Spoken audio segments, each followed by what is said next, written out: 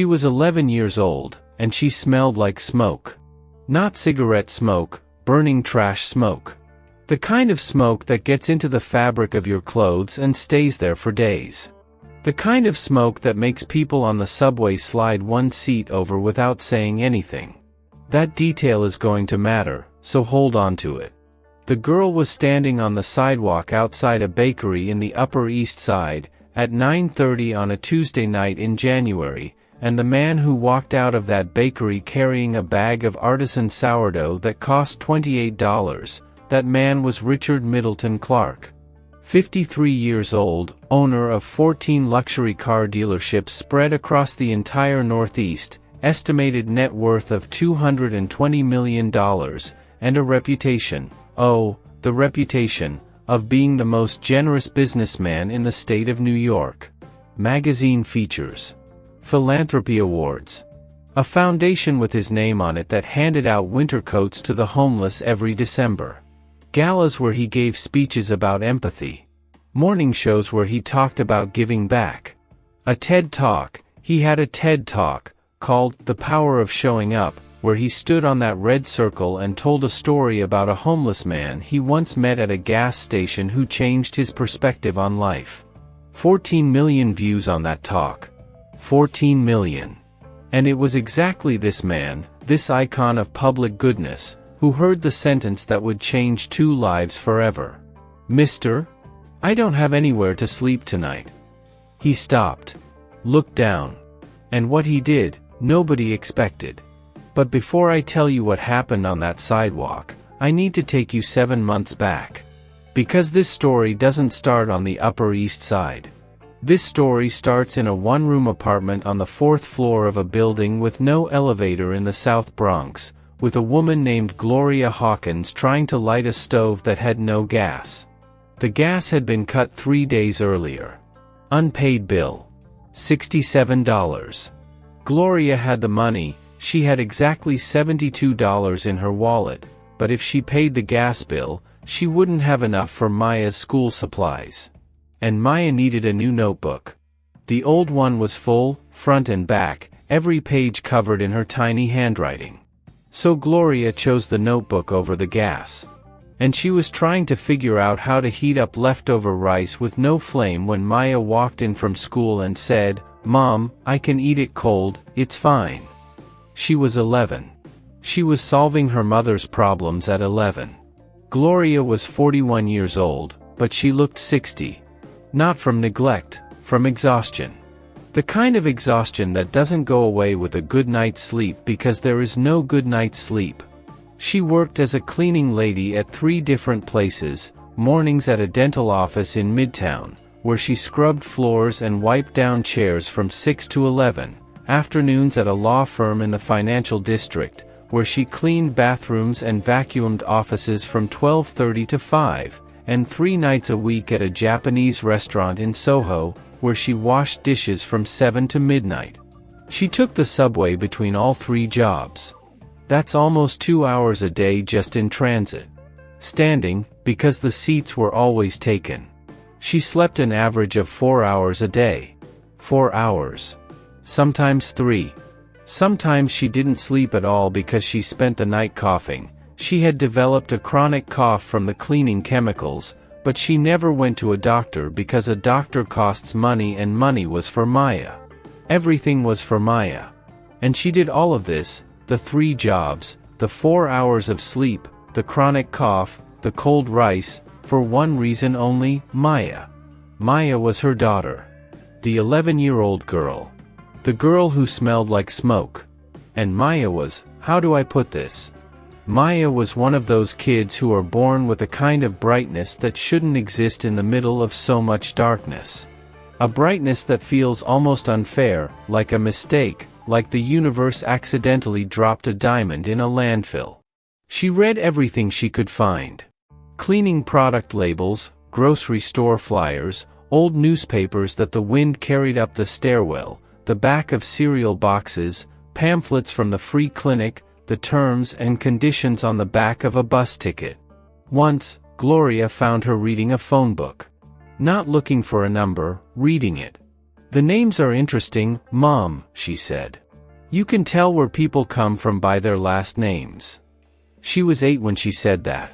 By 9, she was writing essays that made her public school teacher, a woman named Mrs. Patterson who had been teaching for 27 years and thought she had seen everything, cry at her desk after the students left. Not out of pity, out of awe. Maya wrote an essay about pigeons. Pigeons. The assignment was, write about an animal you see every day. Every other kid wrote about dogs or cats. Maya wrote about pigeons.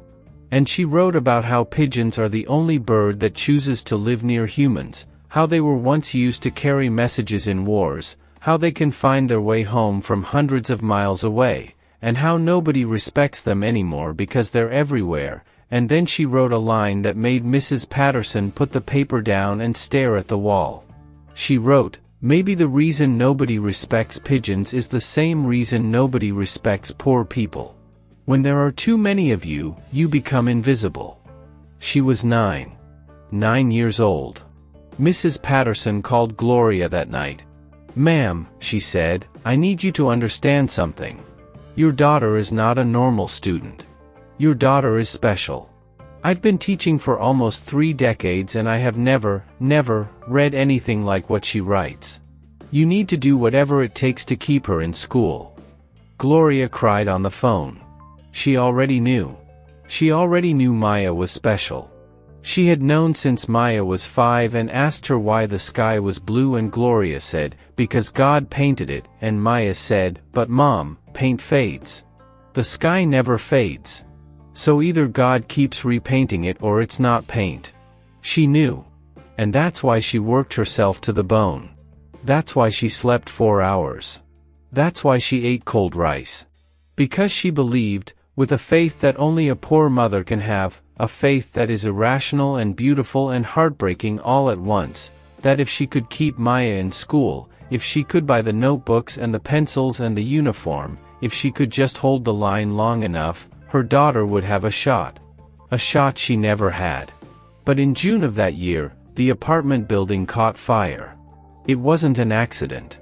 The tenant 2 floors up, a man named Curtis who everybody in the building knew was trouble, who started drinking whiskey at 6 in the morning and played loud music until 3 in the morning, who had already had the cops called on him 4 times that year. Curtis passed out with a space heater running right next to a pile of dirty clothes. Nobody knows exactly when the heater tipped over. Nobody knows exactly when the clothes caught fire. What everybody knows is that by the time someone smelled the smoke and started banging on doors, the fire had already eaten through Curtis's floor and was dropping down into the apartment below. And then the one below that. The fire went down. It went down fast. Faster than anyone expected because the building was old, the walls were thin, the wiring was bad, and the landlord, a man who lived in Connecticut and had never once set foot in the building he owned, had ignored every single fire safety citation for the past 6 years. 6 years. The fire department later found that the smoke detectors on 3 of the 5 floors didn't have batteries in them. Gloria and Maya were asleep when the smell hit. Gloria woke up first. She told Maya to get up. Maya reached for her backpack. Instinct. She always reached for her backpack, and Gloria screamed at her to leave it, just go. They made it out in the clothes on their backs. Literally the clothes on their backs. Gloria was barefoot. Maya was in a t-shirt and shorts. It was June, but the night was cool. They stood on the sidewalk and watched the building burn. Maya's notebooks, her essays, the pigeon essay, the one about poor people and the sky and the phone book names, all of it turned to ash. The uniform, the documents, the $67 gas bill that Gloria kept on the kitchen counter as a reminder to pay, ash. The only photo Gloria had of Maya's father, a man who had left when Maya was 2 and never came back, ash. And the smoke got into Maya's hair. That burning trash smell. Plastic and fabric and wood and old paint and asbestos, all of it mixed together into a smell that clung to her braids and didn't come out for weeks. She washed her hair every day. Twice a day sometimes. It didn't matter. The smell stayed. Like the fire had branded her. Like it wanted people to know where she came from. The neighborhood came together, the way neighborhoods in the South Bronx always do. Because poor people know how to take care of each other, they've been doing it for generations while everyone else looked the other way. They gathered clothes, gave food, offered temporary shelter. A woman named Miss Diane, who lived 2 blocks over and ran an unlicensed daycare out of her apartment, took Gloria and Maya in. "Stay as long as you need," she said. But Miss Diane already had 4 kids of her own in a 2-bedroom apartment. Gloria and Maya slept on the living room floor, on a mattress that Miss Diane pulled out of a closet. The mattress smelled like mothballs, but it was better than the sidewalk. It was better than nothing. But temporary is temporary. And after 2 weeks on Miss Diane's floor, Gloria could feel the strain. Miss Diane never complained, she wasn't that kind of woman, but Gloria could see it. The grocery bills going up. The kids not having the living room to play in. The quiet tension of too many people in too small a space. And at the same time, Gloria's world was collapsing. The dental office let her go first. She had missed 4 shifts in 2 weeks. She had nowhere to leave Maya during the day, and the girl couldn't come to work with her because the dentist said it was unprofessional to have a child sitting in the waiting room. The law firm was next. They cut her contract because she showed up with eyes so red from crying and from the lingering effects of the smoke that the senior partners said clients were uncomfortable. That was the word they used. Uncomfortable.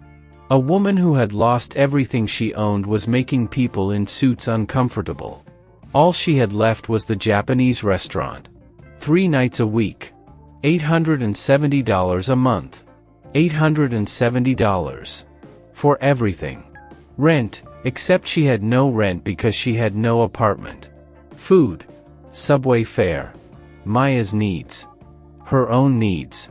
The chronic cough that was getting worse. The exhaustion that was becoming something darker, something heavier, something that made her sit on the edge of Miss Diane's mattress at 3 in the morning and stare at the wall and wonder if any of this was ever going to get better. Gloria started doing a calculation that no mother should ever have to do, the calculation of daily survival. Not weekly. Not monthly. Daily. How much does it cost to eat today? How much does it cost to have a roof today? Can I make it to tomorrow? Not next year. Not next month. Tomorrow. And it was in that context, broke, homeless, sleeping on someone else's floor, with 1 job left and a daughter who deserved the world but was getting ashes, that she made a decision that destroyed her on the inside but that, in her mind, was the only way out. She sent Maya downtown to ask for help. Not charity. Not begging. Help. Go to the Upper East Side, baby. There are people with money there. Nice people. Good people. Speak politely. Explain the situation. Tell them about the fire. Tell them about school. Someone will help. People help when they see a child in need. People help. Maya didn't want to go. She told her mother she didn't want to go. She said it with her eyes first and then with her mouth. "Mom, I don't want to go down there. They look at me funny." She was ashamed. She knew that people looked at her differently when she left the Bronx. She had taken the subway to Manhattan before, on school field trips, and she had noticed it, the way people's eyes moved over her and then moved away, like she was a thing to be assessed and dismissed in the same glance. She knew the smell of smoke bothered them. She had seen a woman on the train wrinkle her nose and switch seats. She knew the donated clothes were too big and ugly. The jeans were for someone twice her size, cinched at the waist with a belt that Miss Diane had given her, and the t-shirt had a logo for a company that didn't exist anymore. Her sneakers were held together with duct tape. Duct tape on the sole of the left shoe where it had split open.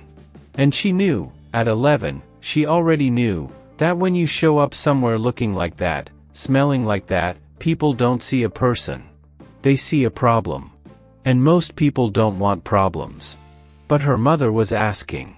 And when a mother who works 18 hours a day, who sleeps 4 hours a night, who eats cold rice so her daughter can have a warm plate, who has a cough that won't go away and eyes that are always red and hands that are always dry and cracked from chemicals, when that mother asks you something with tears in her eyes and says, "Please, baby, just try," you go. You go even if you're scared. You go even if you're ashamed. You go because her pain is bigger than your pride. Maya took the subway downtown that Tuesday night in January with a simple mission: find someone who could help. Anything. A blanket. A plate of food. A shelter recommendation.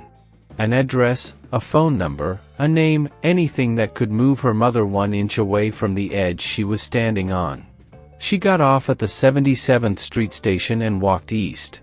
The air was different up here. It smelled like perfume and fresh bread and something clean she couldn't identify. The buildings were tall and quiet. The doormen stood in lobbies that glowed with warm light. The cars parked on the street cost more than her mother would make in 10 lifetimes. She walked past 3 restaurants and tried to speak. The first one, a French place with white tablecloths visible through the window, she stood near the entrance and a waiter came out and said, "We're full," before she even opened her mouth. He didn't ask what she wanted. He just looked at her and decided she didn't belong. The second restaurant, she made it inside. She walked up to the hostess and said, "Excuse me, and the hostess said, "Restrooms are for customers only." Maya said, "I don't need the restroom, and the hostess was already looking past her, smiling at the couple walking in behind her. The third restaurant, she didn't even try. She just stood outside and watched through the glass as people ate and laughed and drank wine and didn't know she existed. She stood outside a luxury clothing store, the kind of place that has one dress in the window and no price tag because if you have to ask, you can't afford it, and the security guard, a big man in a black suit, walked toward her and said, "Keep it moving, sweetheart." Sweetheart. He said it almost gently, like he felt bad but not bad enough to actually help. She tried to talk to a woman walking a dog. The dog was wearing a sweater. A cashmere sweater. Maya noticed this because she didn't have a sweater herself. The dog was wearing a sweater and she wasn't. The woman saw Maya approaching and did that thing people do. She pulled the leash tighter, angled her body away, sped up, and turned the corner without looking back. Like Maya was dangerous. Like an 11-year-old girl in oversized jeans and duct-taped sneakers was a threat to a woman with a cashmere-wearing dog. 2 hours. 2 hours walking, trying, being ignored, being invisible, being treated like a stain on an otherwise clean sidewalk. And with each rejection, something inside Maya was hardening. Not breaking, hardening. There's a difference. Breaking is what happens when hope collapses. Hardening is what happens when a person starts to understand the rules of a game they didn't choose to play. And at 11 years old, on the streets of the Upper East Side, Maya was beginning to understand the rules. And then, at 9:30 at night, in front of that bakery, a bakery with a hand-painted sign and a chalkboard menu and the kind of warm glow that makes you think of home even if you don't have one, Richard Middleton Clark pushed open the door and stepped onto the sidewalk with his bag of artisan sourdough. He was wearing a navy cashmere coat. She noticed the coat. She noticed it because the woman's dog had been wearing cashmere too, and she thought it was strange that here, in this part of the city, even the animals wore what she couldn't afford. Richard was checking his phone as he walked. He almost passed her. Almost. But Maya, who had been ignored for 2 hours, who had been dismissed by waiters and hostesses and security guards and women with dogs, gathered the last crumb of courage she had, the very last one, and stepped into his path and said, "Mister, I don't have anywhere to sleep tonight." Richard stopped. Not because he wanted to. He stopped because she was standing in front of him and he would have had to physically walk around her to keep going. He looked down at the girl. And here, right here, something happened on his face that Maya would remember for the rest of her life. His expression changed. But it didn't change the way you'd expect. It didn't change to concern. It didn't change to pity. It didn't change to compassion. It changed to interest. The way a person looks at an unexpected opportunity. The way a businessman looks at a deal that just walked through the door. It lasted less than a second. But Maya saw it. She didn't understand it at the time. But she saw it. And this is where most people think they know what happened. Most people imagine that Richard, the generous businessman, the man with the foundation, the guy on the magazine cover, the TED Talk philanthropist, opened his wallet, gave her money, called someone, called a shelter, called his assistant, made some calls, fixed the situation. Some even imagine he took the girl home, fed her, called child services, set up a fund, adopted her, gave her a new life, became the father she never had. Because that's what we want to believe, right? That's what the story is supposed to be. Rich man meets poor child. Rich man's heart breaks open. Rich man saves the day. Credits roll. We cry. We feel good about humanity. We go to sleep believing the world isn't so bad. But what Richard did was different. He looked at Maya, and pulled his phone out of his pocket. Maya thought he was going to call someone. A shelter, maybe. Some nonprofit. Maybe he was going to look up an address for her, or call a car to take her somewhere safe, or text someone who could help. But Richard didn't call anyone. He didn't text anyone. He opened the camera. And started recording. "Hold on," he said, "say that again. Say again that you don't have anywhere to sleep. Say it looking at the camera." Maya was confused. She didn't understand. She looked at the phone, then back at his face, then at the phone again. "Go ahead, sweetheart. You can say it. I'm going to help you, but say it for the camera first." And Maya, because she was 11 years old, because she was desperate, because she had been rejected for 2 hours straight, and this man in the cashmere coat who smelled like cologne and confidence, was the first person all night who had actually stopped and looked at her and spoken to her like she was real, because her mother had told her to ask for help and this man was promising to help. She said it. "I don't have anywhere to sleep tonight. My building caught fire and my mom doesn't have any money." She said it looking at the camera. Her voice shook. Her eyes were wet. And Richard held the phone steady and let her talk. He even prompted her. "Tell me about the fire. What happened?" And Maya told him. She told him about Curtis and the space heater and the smoke detectors with no batteries and the landlord in Connecticut and the notebooks that burned and the pigeon essay and Mrs. Patterson and sleeping on Miss Diane's floor and her mother's cough and the cold rice. She talked for almost 3 minutes. 3 minutes of an 11-year-old girl pouring her life into a stranger's phone on a sidewalk in the Upper East Side. When she finished, Richard nodded. He said, "That's really tough, sweetheart." He reached into his pocket. And he pulled out a $20 bill. $20. For a man worth $220 million. A man who had spent $28 on bread 5 minutes earlier. A man whose coat cost $4,000. A man whose watch, a Patek Philippe, not that Maya knew what that was, cost more than Gloria would earn in 5 years. $20. He held it out to her. She took it. What else was she going to do? Then he said, "Go on home now, okay? God bless. Things are gonna get better." And he left. He turned around and walked to his car. A matte black Range Rover, parked right there on the street. $350,000 of steel and leather and tinted windows. He got in. He started the engine.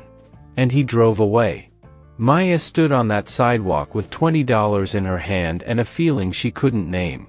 A feeling that sat in her chest like a stone. Not anger, she wasn't angry yet. That would come later. Not sadness, she was already sad, this wasn't new sadness. It was something else. Something she had never felt before. Years later, at 18, in a journalism class, she would describe that feeling in an essay. She wrote, "It was the first time I understood that kindness could be a lie. That a person could look at you with soft eyes and a warm voice and still be taking something from you. He took my story. He took my face. He took my tears. And he paid me $20 for them. And the worst part is that I said thank you.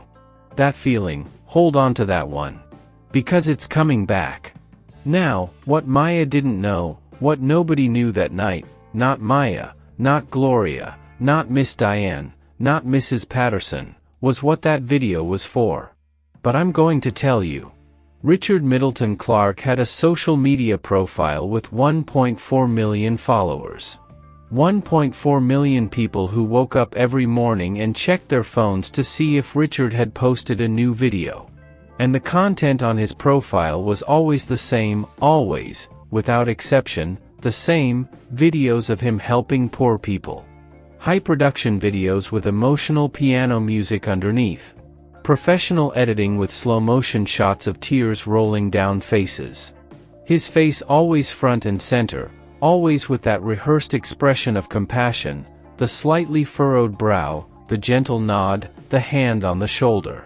"Look at this child I found on the street," he would say in the videos, his voice cracking at exactly the right moment. "We can't close our eyes to this. We just can't." And the videos went viral. Every single time. Millions of views. Hundreds of thousands of likes. Comments saying, "This man is an angel, we need more people like Richard, faith in humanity restored, I'm literally crying right now." And what nobody noticed, or what everybody preferred not to notice because it was more comfortable not to, was that each of those videos generated ad revenue. Tens of thousands of dollars per video. Each of those videos attracted corporate sponsors who wanted their brand associated with Richard's goodness. Each video led to speaking engagements that paid $30, $40, $50,000 per appearance. Each video fed the Richard Middleton brand, which in turn fed the dealerships because people bought cars from a man they trusted, which in turn fed the net worth. It was a machine. A clean, efficient, beautifully designed machine that turned other people's misery into profit. That took a homeless person's worst day and repackaged it as content. That converted tears into revenue. And Maya? Maya was the latest raw material for that machine. 3 days after that night at the bakery, the video went live. Edited. Color corrected. The bakery's warm glow behind Maya made her look even smaller, even more vulnerable. Sad piano music started from the first second. Richard's voice narrated over the footage, "I was walking out of a bakery when this little girl came up to me. She had nowhere to sleep. The look in her eyes broke me. I couldn't just stand there. I had to do something." And in the video, he handed Maya the $20 as if he were handing her a treasure. The camera zoomed in on her hand taking the bill.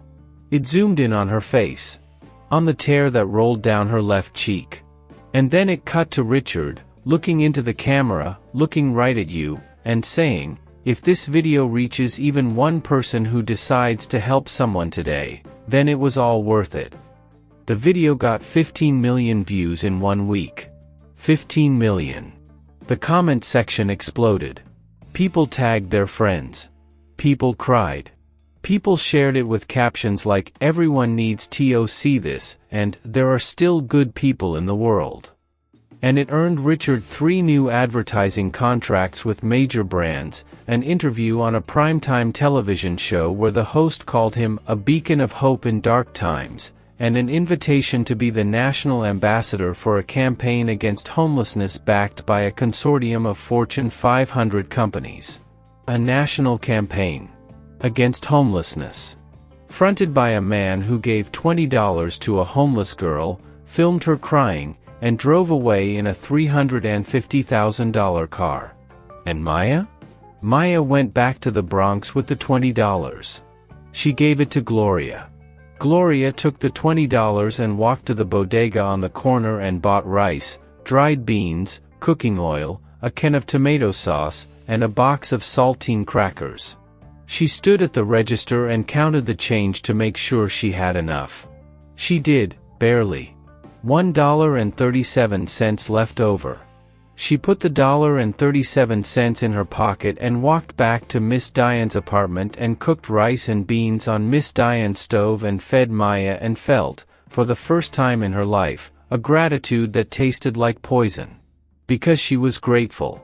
She was grateful for $20 that a man worth $220 million had dropped like a coin in a fountain. And she hated herself for being grateful. The food lasted 3 days. And after that? Nothing. Nobody came back. Nobody followed up. No phone call. No visit. No social worker. No charity. None of the 1.4 million followers showed up in the South Bronx to ask if the girl from the video had found a place to sleep. None of them Googled South Bronx apartment fire to find the actual family. None of them sent money. None of them sent blankets. None of them did anything. Because the video wasn't about Maya. It was never about Maya. The video was about Richard. It was about how the video made them feel. It made them feel good. It made them feel like the world had good people in it. It made them feel like someone was taking care of the problem so they didn't have to. And once they felt that feeling, that warm, comfortable, 5-second burst of secondhand compassion, they scrolled to the next video. And Maya was forgotten. Now, this story could end here. And it would already be devastating enough. It would already be a lesson about the difference between real kindness and the performance of kindness. About the gap between doing good and looking good. About how a camera can turn a human being into content. But this story doesn't end here. Not even close. Because time passed. 7 years passed. And things changed in a way that nobody, absolutely nobody, could have predicted. Let me tell you what those 7 years looked like. The first year was the hardest. Gloria and Maya bounced between shelters and temporary housing for 5 months after they left Miss Diane's apartment. 5 months of carrying their things in plastic bags. 5 months of Maya doing homework on shelter cots under fluorescent lights while other kids cried and adults argued and the smell of industrial disinfectant burned her nostrils. She never missed a day of school. Not one. She took 2 buses and a subway to get there. Woke up at 5:30 every morning. Did her homework on the bus. And when she got to school, she washed her face in the bathroom, straightened her donated uniform, and walked into class like everything was fine. Mrs. Patterson knew it wasn't fine. She could see it in Maya's eyes, the tiredness, the weight. But she also saw something else. She saw that Maya's writing was getting better. Not worse, better. The harder Maya's life got, the sharper her mind became. Like pressure turning coal into diamond. That's a cliché and I hate clichés, but sometimes a cliché is a cliché because it's true. In the second year, something happened. A real non-profit, not a brand, not a content machine, a real organization run by real people who actually cared, learned about Gloria and Maya through a social worker named Denise. Denise had been assigned to their case at one of the shelters and she had spent enough time with Maya to realize what Mrs. Patterson had realized years earlier. She made calls. She wrote letters. She filled out forms. And she got Maya a spot in a private school in Manhattan on a full scholarship. A good school. A school with a library that had more books than Maya had ever seen in her life. A school with science labs and art studios and a debate team and teachers who had master's degrees and actually wanted to teach. A school that looked at Maya's transcripts and her essays and her test scores and said, yes. Gloria cried when she got the call.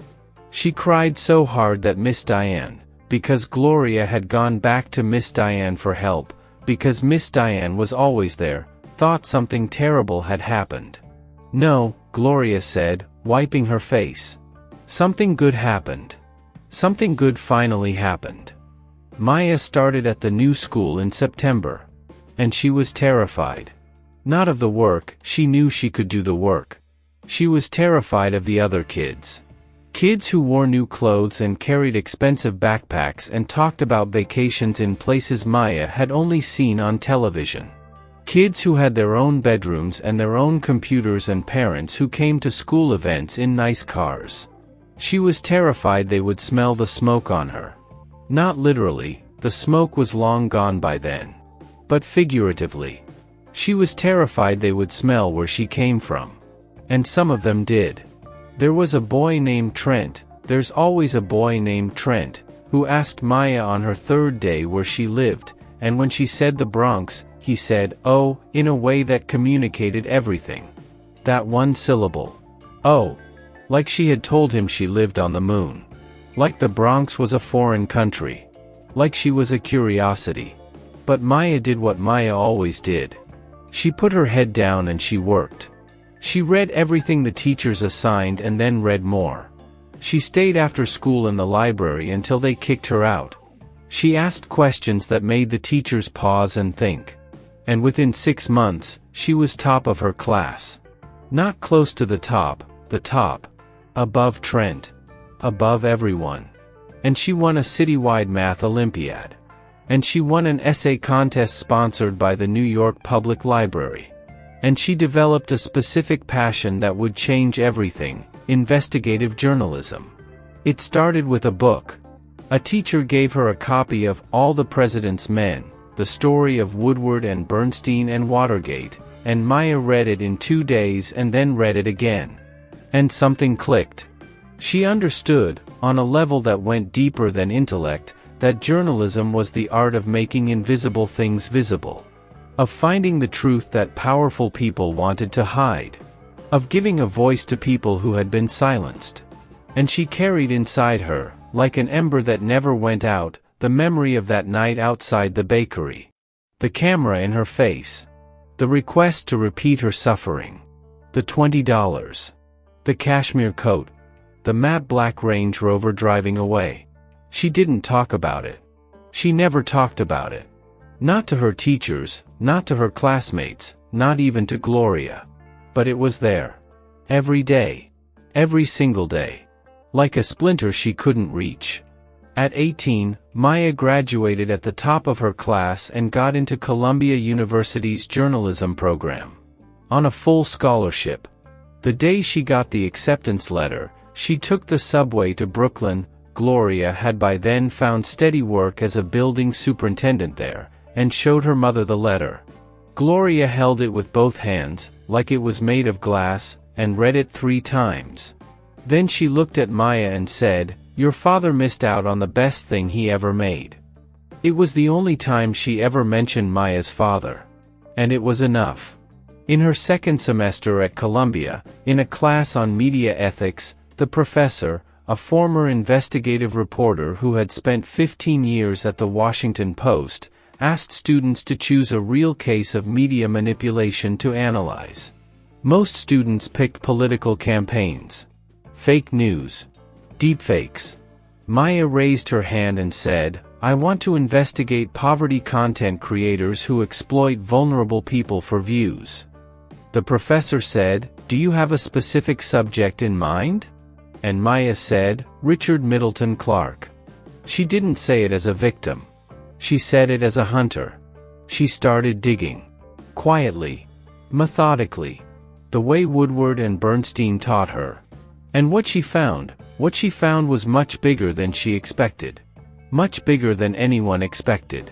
Much bigger than a $20 bill on a sidewalk. First discovery, the Richard Middleton Foundation, the one that handed out winter coats to the homeless, the one that had a gala every December where celebrities wore tuxedos and drank champagne and congratulated each other for caring. That foundation had received corporate donations over the past 5 years totaling $26 million. $26 million. Tax deductible, of course. And the financial accountability? The annual reports? Maya obtained them through a public records request. Non-profits have to file them, it's the law. And the numbers were vague. Generic. Categories like community outreach and operational expenses that could mean anything. Numbers that didn't add up when you cross-referenced them with actual deliverables. Winter coats distributed? The reports claimed 12,000 coats per year. Maya went to the communities that were supposedly served. She went in person, she knocked on doors, she talked to people, and nobody remembered receiving coats from the Richard Middleton Foundation. A woman in a shelter in Harlem laughed when Maya asked, "Coats? From who?" "Baby, the only coats we get come from churches." Second discovery, Richard's videos of helping people on the street weren't spontaneous. They were produced. He had a team. 3 people. Their official titles were Community Outreach Coordinators, but their actual job, the job they were hired to do and paid to do, was to walk the streets of New York City looking for people in vulnerable situations who were, in the words of an internal email that one of them leaked to Maya after she tracked him down and promised to protect his identity, visually impactful. Visually impactful. That was the phrase. Children were preferred. Especially young children. Especially children who were alone or who looked scared. The elderly. People with visible disabilities. People who were crying. The more dramatic the image, the better the video would perform, the more views it would get, the more money it would make. And these people, these human beings in their worst moments, received between $20 and $100 for appearing in the video. $20 to $100. For videos that generated revenue in the hundreds of thousands. And none of them signed release forms. None of them were told where the footage would end up. None of them were told that their faces would be seen by millions. None of them consented. They were just used. Like props. Like set decoration for a rich man's performance of virtue. Third discovery, and this was the one that made Maya's hands shake, that made her push her laptop away and sit in silence for 10 minutes before she could continue. She wasn't the only child. There were dozens. Dozens of children who had appeared in Richard's videos over the years. Maya found them by going through every video Richard had ever posted. She had saved them all, every single one, years ago, without knowing why, just a feeling that she should, and identifying the children, the neighborhoods, the dates. Then she went looking for them. It took months. Some she found through shelters. Some through schools. Some through community organizations. Some she never found. But the ones she did find, she talked to them. She sat with them. She listened. And their stories were all the same. Every single one. They all received crumbs. A 20 here, a 50 there. They were all filmed without understanding what was happening. They were all told, "I'm going to help you," and then given pocket change and abandoned. They were all discarded after. Like packaging. Like the wrapper you tear off a candy bar and throw on the ground.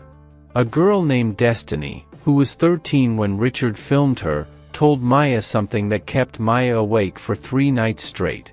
She said that Richard, after recording the initial footage, asked her to cry harder. He said, "Can you cry more? Like really cry? It looks better when you really cry." And I was confused because I was crying. I was really crying. My mom was sick and we didn't have food and I was really crying. But he wanted me to cry more. Like my real tears weren't enough. Like my real pain wasn't dramatic enough for his video. It looks better.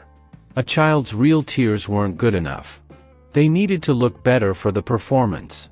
Maya compiled everything. Months and months of research. Financial documents. Tax filings. Internal emails.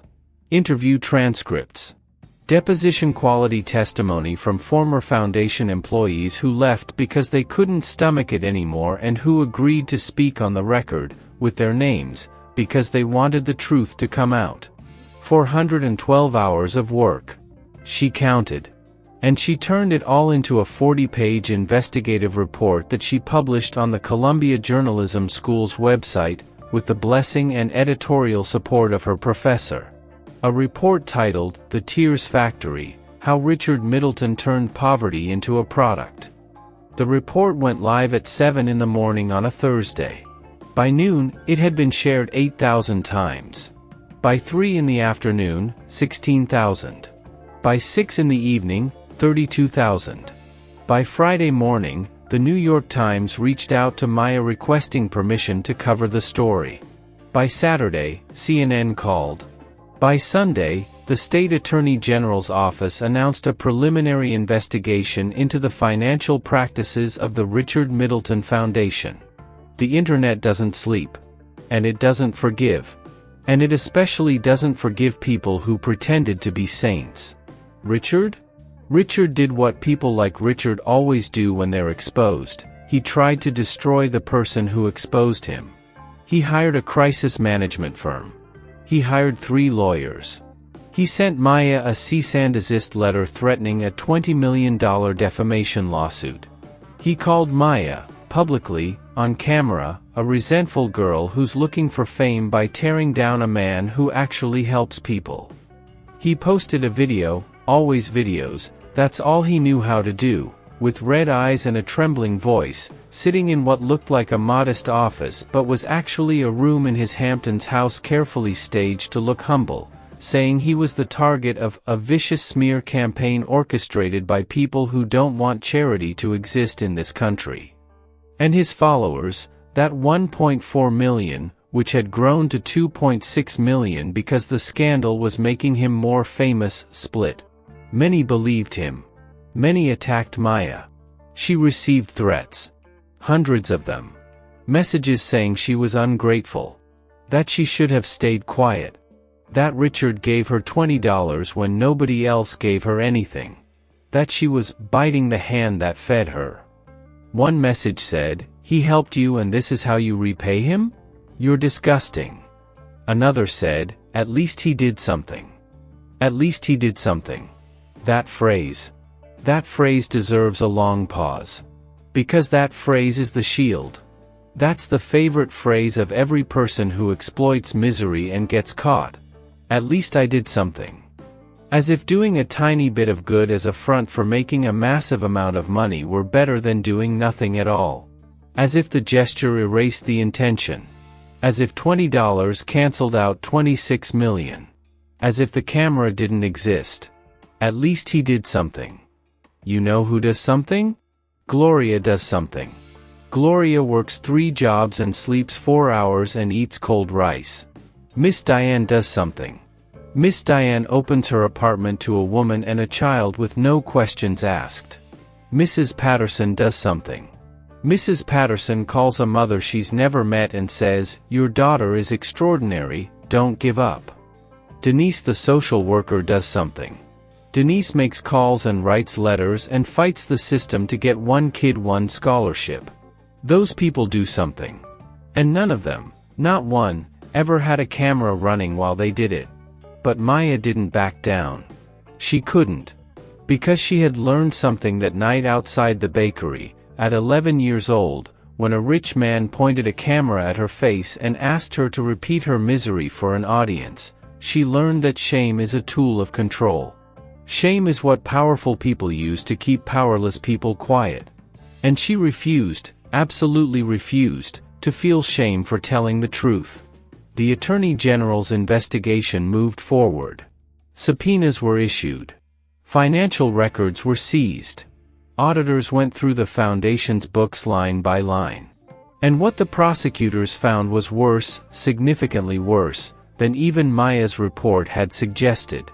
The Richard Middleton Foundation was, in legal terms, an organization operating with systematic misappropriation of purpose. Of the 26 million received in corporate and individual donations over 5 years, only 4.2 million had actually been used for charitable work. And even that 4.2 million was inflated. It included administrative expenses, like staff salaries, office rent, and travel costs that had nothing to do with helping anyone. The actual amount that reached people in need was closer to 1.8 million. 1.8 million out of 26 million. The rest, $21.8 million, had been funneled through a network of 14 shell companies, each one registered in a different state, into personal accounts belonging to Richard and 2 associates. $21.8 million. Donated by corporations that wanted tax breaks. Donated by individuals who saw the videos and felt moved and thought their money was going to help homeless children. Donated by people who believed they were making a difference. That money became luxury cars, international vacations, a condo in the Bahamas, a renovation of Richard's house in the Hamptons, a private school tuition for Richard's own children, which is almost poetic in its cruelty when you think about it. Money that was supposed to help kids like Maya was paying for Richard's kids to go to a school that kids like Maya could never afford. Richard Middleton Clark was indicted on 12 counts including money laundering, wire fraud, embezzlement, tax evasion, and misuse of a non-profit organization. The case was sealed for months while prosecutors built the final version. But when the indictment became public, the empire collapsed. Not slowly, fast. Like the fire in that apartment building. The sponsors fled within 48 hours.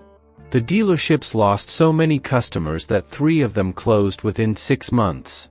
The foundation was shut down by court order. The social media profile, which had peaked at 2.6 million followers, was deactivated. And the videos, all those videos, hundreds of them, years of content, of Richard helping people with sad music and a rehearsed expression, were deleted from the internet. One by one. As if they had never existed. As if those people had never been filmed. As if their tears had never been monetized. But the internet doesn't forget. And Maya had saved every single one. Now I need to tell you the part that nobody saw coming. Because up to this point, the story seems to have a clear moral. A simple moral. A satisfying moral. Poor girl gets exploited. Poor girl grows up. Poor girl exposes the man who exploited her. Justice is served. Bad guy goes down. Good guy wins. Roll credits. You feel good. You feel like the world works. But that's not the moral. The moral is something else entirely. And it's hiding in a detail I planted at the very beginning that you've probably forgotten. Remember the feeling? Remember when I said that Maya, at 11 years old, stood on that sidewalk and felt something she couldn't name? Something that sat in her chest like a stone? The feeling she later described as the first time I understood that kindness could be a lie. Hold that. Because here's where it comes back. 2 weeks after the indictment went public, after the story had been covered by every major news outlet in the country, after Maya's name was everywhere, after she had been called a hero and a whistleblower and a symbol of justice, she got a phone call. It was from a digital content production company. A big one. One of the biggest in the country. The kind that makes viral videos for YouTube and TikTok and Instagram. The kind that has studios in Los Angeles and New York and offices full of young people with ring lights and algorithms. And the pitch was this: they wanted to turn Maya's story into a documentary series. The whole thing. Every chapter. The poor girl. The fire. The sidewalk. The $20. The scholarship. The investigation. The downfall of the millionaire. This is going to break the internet, the producer said. His name was Jake. He was 29. He sounded excited the way people sound excited when they see a stock price going up. Your story is absolutely incredible. This is David and Goliath. This is the American dream meets the American nightmare. You're going to be huge. You'll get brand deals, speaking engagements, book deals. Maya, you could build an entire platform off this. You could be the face of a movement. And then he said the thing. The thing that made everything stop. We can even film a scene in front of that bakery on the Upper East Side. You, standing exactly where you stood that night. Going back to the place where it all started. Maybe we put you in similar clothes, you know, to recreate the vibe. It'll be beautiful. It'll be emotional. People are going to lose it. Maya was quiet for a long time. Jake said, "Hello? Maya? You there?" She said, "You want me to go back to that sidewalk, and recreate the worst night of my life, for a camera?" Jake said, "Well, not recreate exactly, more like, Maya hung up the phone. And she sat on her bed in her dorm room at Columbia and cried. Not from sadness. Not from anger. Not from frustration. From recognition. Because right there, in that phone call, in that pitch, in Jake's breathless excitement as he looked at her trauma and calculated its market value, she recognized it. The exact same thing. The camera pointed at her face. The request to perform her pain. The transformation of human suffering into content. The monetization of tears. The factory. The tears factory. Except this time, the factory didn't want her as raw material. It wanted her as a partner. It wanted to put her name on the machine. To make her the brand. To turn her into the next Richard Middleton, just with a better origin story. And that? That is the plot twist I promised you. Not Richard's downfall. Not the investigation. Not the girl who grew up and got revenge. The plot twist is that the system that created Richard, that enabled Richard, that rewarded Richard for years and then destroyed him when it was profitable to destroy him, is the same system that now wanted to use Maya. The monster was never Richard. Richard was a symptom. The monster is the machine. The machine that turns human suffering into views. That turns poverty into engagement. That turns tears into likes. That turns trauma into content. That turns your compassion, the real feeling in your chest when you heard about Maya on that sidewalk, into ad revenue for someone. And that machine didn't die when Richard fell. That machine is immortal. That machine sent you this video. That machine is operating right now, this very second, while you listen to my voice. Because think about it. Really think about it. What did you feel when I described Maya, 11 years old, smelling like smoke, being ignored on the Upper East Side? When I told you about the dog in the cashmere sweater? When I told you about the security guard who said, "Keep it moving, sweetheart"?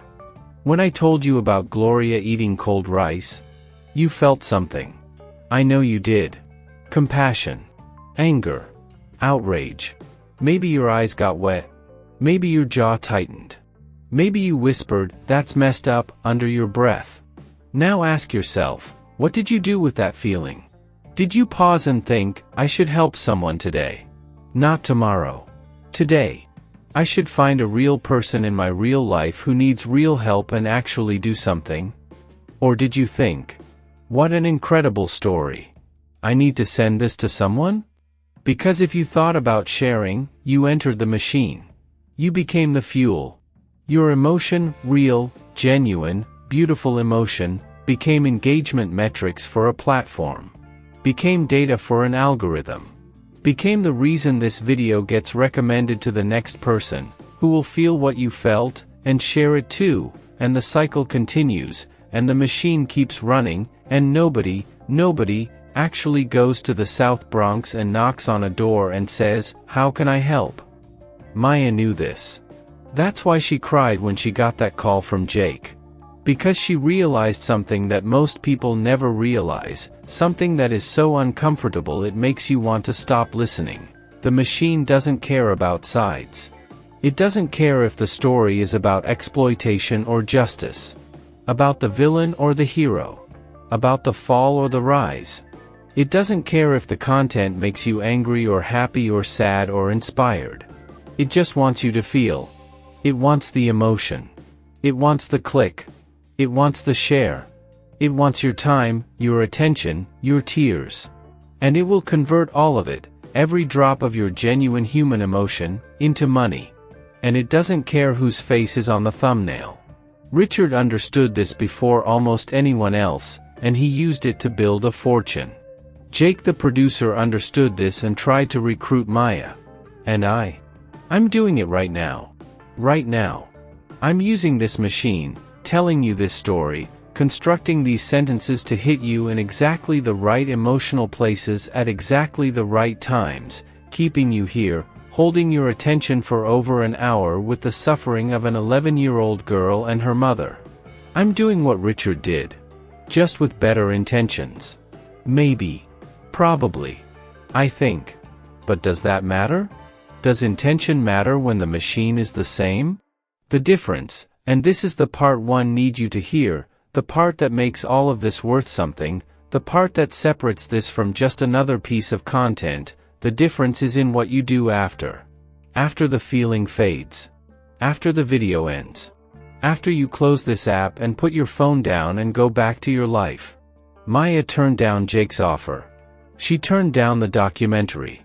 She turned down the brand deals. She turned down the book deal. She turned down the speaking circuit. She turned down every single opportunity to monetize her own pain.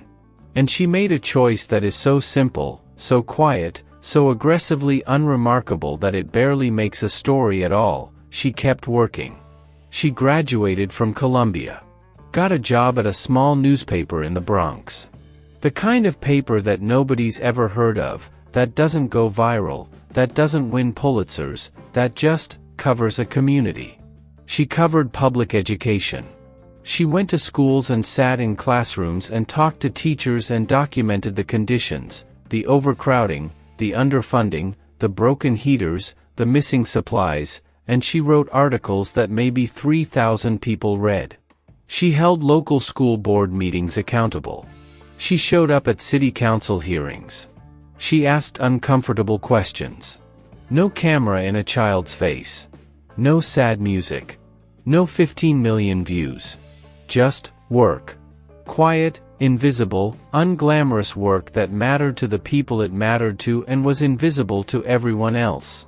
And Gloria, who was now 52 and looked like she was in her 70s, the years had been carved into her face like lines in a canyon, had been working as the superintendent of an apartment building in Flatbush, Brooklyn, for 3 years.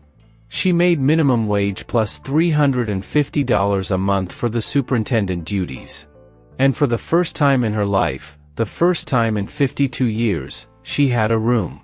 A super's room in the basement. No windows. A twin bed.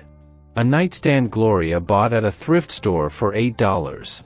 A fan for the summer. A space heater for the winter. The irony of that was not lost on her. But it was hers. Her name wasn't on a lease because it was part of the job. But it was hers. Nobody could take it away as long as she showed up and did the work. And she always showed up. And Maya visited every Sunday. Every single Sunday without exception. She took the train from her apartment in the Bronx, a small studio she shared with a roommate, to Gloria's basement room in Brooklyn. And the two of them would sit in that tiny space, on the twin bed because there was only one chair, with a plate of rice and beans and the cornbread that Gloria made with crumbled sausage because Maya had loved it since she was little, and they would talk. They talked about the newspaper. About the stories Maya was working on. About the teachers she met. About whether the school board was going to approve the new budget. About life. About nothing. About everything. And on one of those Sundays, a Sunday in March, ordinary in every way, the kind of day that doesn't announce itself as important, Gloria said something. She said it quietly, almost to herself, while she was scooping rice onto Maya's plate. She said, "Baby, that night I sent you downtown to ask for help, that was the most wrong thing I ever did in my life. I think about it all the time. I sent you to ask the wrong people." Maya looked at her mother. "Wrong how, Mom?" And Gloria set the spoon down and looked at her daughter, really looked, the way she rarely did because looking at Maya too long made her want to cry, and said, "I sent you to ask people who had money. I should have sent you to ask people who had heart. Because baby, it's not the same thing. It's not the same thing. And it's not. And it never was. But we confuse them. We confuse them constantly. We see the mansion and assume generosity lives inside it. We see the expensive suit and assume character inhabits it. We see the big donation and assume goodness motivated it. We see the beautiful video with the sad piano music and the soft lighting and the man with the gentle voice saying, "We can't close our eyes to this," and we assume kindness exists in it. And sometimes it does. Sometimes the rich person is genuinely generous. Sometimes the video is sincere. Sometimes the donation comes from a place of real compassion with no strings attached. But sometimes, and this is the part we don't want to hear, the part that makes us squirm, the part that forces us to look at our own behavior, sometimes public generosity is a product. It's a business model. It's a carefully constructed facade painted with the colors of compassion that hides a machine engineered to profit from human suffering. And the most disturbing thing, the thing that keeps me up at night, the thing that should keep all of us up at night, is that we are the fuel. Every time we watch a video of a rich person helping a poor person and feel moved without stopping to ask, why is there a camera here? We power the machine. Every time we share without checking if the story is real, we power it. Every time we feel the warm glow of secondhand compassion and let that feeling replace actual action, we power it. Every time we watch kindness instead of doing kindness, we hand the machine another gallon of gas. Maya understood this at 11 years old, standing on a cold sidewalk outside a bakery, with the smell of smoke in her hair and a $20 bill in her hand and a stone in her chest she couldn't name. It took her 7 years to turn that understanding into action. And her action was the most radical thing a person can do in a world that is addicted to spectacle. She chose to do good in silence. No camera. No audience. No likes. No shares. No viral moment. No brand deal. No documentary. Just work. Just showing up. Just telling the truth in a small newspaper that 3,000 people read. Just visiting her mother every Sunday. Just being kind in ways that nobody would ever film, or post, or monetize, or turn into a 15-second clip with sad music underneath. And I know that's not the ending you wanted. You wanted triumph. You wanted Richard in handcuffs.